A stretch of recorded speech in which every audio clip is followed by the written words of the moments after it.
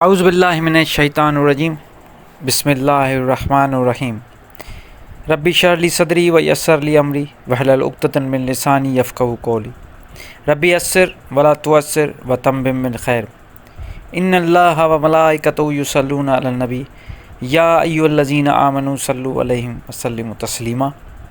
السلام علیکم ورحمۃ اللہ وبرکاتہ۔ ہم جیسا کہ ہم مسلمان ہیں تو مسلمان ہمیشہ بلیو کرتا ہے ایک اللہ پہ، اور اللہ کے جو احکامات ہیں ان پہ بلیو کرنے کو، ان پہ یقین رکھنے کو مسلمان کہا جاتا ہے۔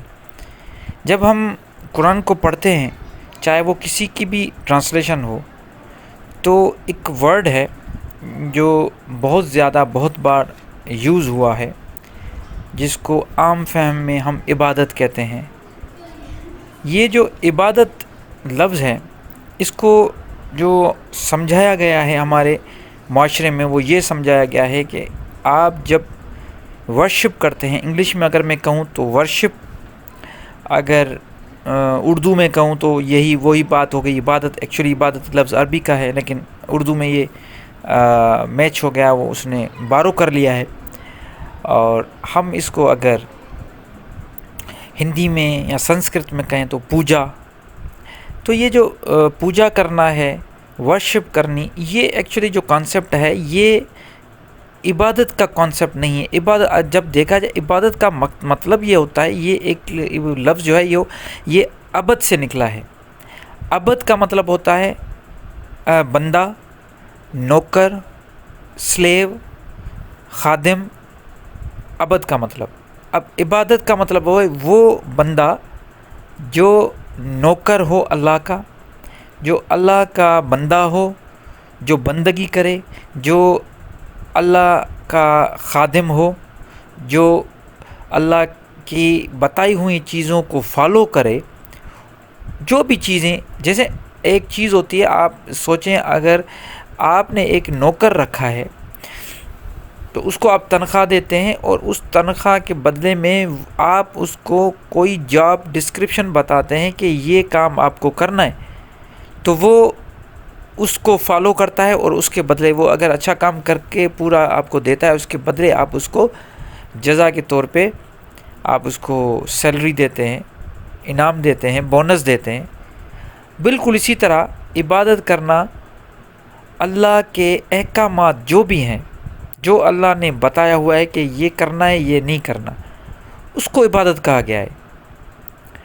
اس کو عبادت نہیں کہا گیا کہ آپ جو ہے وہ اللہ کی بتائی ہوئی چیزوں، مطلب آپ رشوت لے رہے ہو، اللہ نے کہا نہیں لو، آپ جھوٹ بول رہے ہو، اللہ نے کہا نہیں بولو، آپ جو ہے دھوکہ دے رہے ہو، آپ وعدہ خلافی کر رہے ہو، آپ ناپ تول میں فرق کر رہے ہو، آپ لوگوں کے ساتھ جھگڑ رہے ہو، آپ فساد پیدا کر رہے ہو، آپ والدین کے ساتھ اچھا سلوک نہیں کر رہے، آپ یتیموں، مسکینوں، غریبوں کو کچھ اپنی روزی میں سے نہیں دے رہے، اور آپ اس کے بدلے 5 وقت نماز پڑھ رہے ہو، آپ روزے بھی رکھ رہے ہو، آپ حج بھی کر رہے ہو۔ اب اس نمازوں کو، حج کو اور روزوں کو آپ کو یہ بتایا گیا، آپ یہ عبادت کر رہے ہو، آپ مطمئن ہو گئے۔ زیادہ تر لوگ اسی میں مطمئن ہیں کہ ہم بھائی اللہ کے جو عبادت ہے وہ تو کر رہے ہیں، کہ ہم نماز بھی پڑھ رہے ہیں، ہم روزے بھی رکھ رہے ہیں، ہم حج پہ بھی جا رہے ہیں، عمرے پہ بھی جا رہے ہیں، لیکن اصل جو بندگی ہے، اصل جو عبادت وہ تو ہوتی نہیں ہے، کیونکہ ہمیں یہ شروع سے ہی ذہن میں یہ بٹھایا گیا ہے کہ عبادت کا مطلب ہے اٹھک بیٹھک کرنا، روزے رکھنا، نمازیں پڑھنا۔ نہیں، عبادت کا مطلب یہ ہے کہ اللہ نے جو آپ کو کہا ہوا ہے اس کو فالو کرو، یہ ہوگی عبادت۔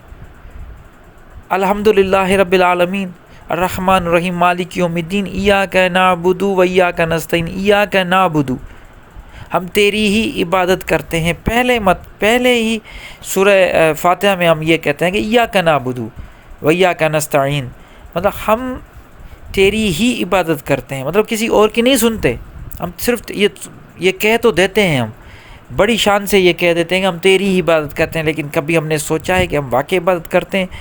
کیا قرآن میں جو کچھ بتایا گیا ہے، جو کچھ کرنے کو کہا گیا ہے کہ ہم وہ کرتے ہیں؟ اگر ہم وہ کرتے ہیں تو عبادت کر رہے ہیں، اگر وہ ہم نہیں کرتے تو عبادت نہیں کر رہے ہیں۔ ہمیں اللہ پہ، آخرت پہ ایمان ہے، رسولوں پہ ایمان ہے، قرآن پہ ایمان ہے، ایک ایک چیز آیتوں کی ہم جو ہے اس کو صدق کہتے ہیں، ان پہ ایمان رکھتے ہیں۔ تو جب ان سب چیزوں پہ ایمان رکھتے ہیں، ان سب چیزوں پہ ہمارا فیتھ ہے، تو ہم کیوں نہیں عبادت کرتے؟ اب عبادت جو ہے، بندگی جو ہے، وہ یہ ہے کہ آپ کو 100% چلنا ہے قرآن کی تعلیمات کے مطابق۔ اصل مفہوم یہ ہے۔ امید کرتا ہوں آپ کو یہ اصل مفہوم سمجھ میں آیا ہوگا، نہ کہ نمازیں پڑھنا، نہ کہ آپ کو روزے اور یہ سب چیزیں، یہ نہیں۔ ایکچولی جو عبادت ہے وہ یہ ہے کہ آپ کو جو کچھ قرآن میں کہا ہوا ہے کہ اپنے اخلاق کو بلند کرنا، اپنے اخلاق کو، ایکچولی میں اگر اس کو ایک لفظ، ایک جملے میں کہوں تو اس کو یہ کہوں گا کہ اپنے اخلاق کو بلند کرنے کو عبادت کہا جاتا ہے۔ تو میں دعا کرتا ہوں اللہ مجھے، آپ کو، ہم سب کو اللہ کی عبادت اور بندگی کرنے کی توفیق عطا فرمائے، اور اللہ تعالیٰ صحیح قرآن کی آیتوں کی جو مفہوم ہے اس کو سمجھنے کی جو ہے توفیق دے۔ ہر لفظ جو قرآن میں جو موجود ہے اس کی بڑی ڈیپ میننگ ہے۔ ایک معنی وہ ہے جو ہمیں معاشرے میں بتائی جاتی ہے، ایک قرآن میں پڑھی ہوئی ہے، تو اس کو سمجھنے کی ہمیں توفیق دے اور سمجھ دیں، اور آپ کو اور مجھے جو ہے اس پہ عمل کرنے کی توفیق عطا فرمائے۔ صدق اللہ العلی العظیم۔